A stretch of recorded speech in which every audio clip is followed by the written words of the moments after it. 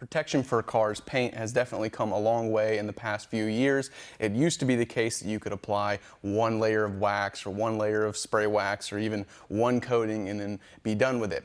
But now we found that it's really essential to layer levels of protection. Normally, or back in the day, you would apply one wax or one sealant and say, okay, that's all I need.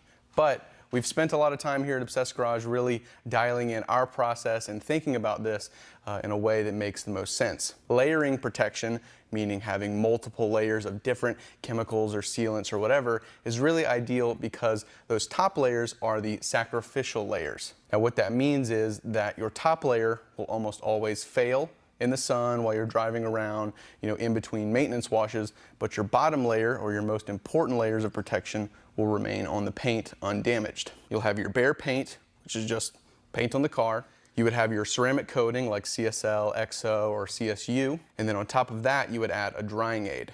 Your clear bra and your ceramic coating are really doing the lion's share of the work in this, right? They're keeping your paint from getting rock chips. They're doing most of the work in the UV protection as well as keeping it hydrophobic.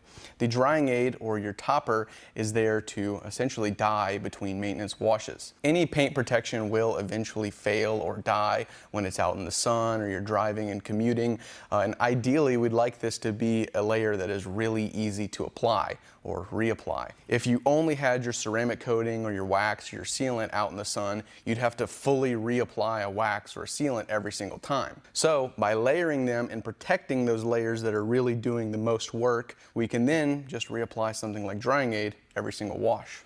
So if we have a brand new car, just like this one, we'll first paint correct it, go through that whole process, make sure it looks as good as we can possibly get it, because once you apply a ceramic coating, it's pretty hard to touch anything up like that. We'll apply CSL as our first layer of ceramic coating. We'll then apply XO, so we're already up to 2 layers of ceramic coating, or alternatively, if it's a really special car, we'll apply Crystal Serum Ultra. This is a professional grade coating though. And then on the windows, we will apply Wolf's Glass Sealant. So we're already up to a couple of layers of protection. That's when we would apply our drying aid on our maintenance washes. So literally every time we wash the car, we'll spray it down with drying aid while we're going through the drying process, and this will serve as the sacrificial layer.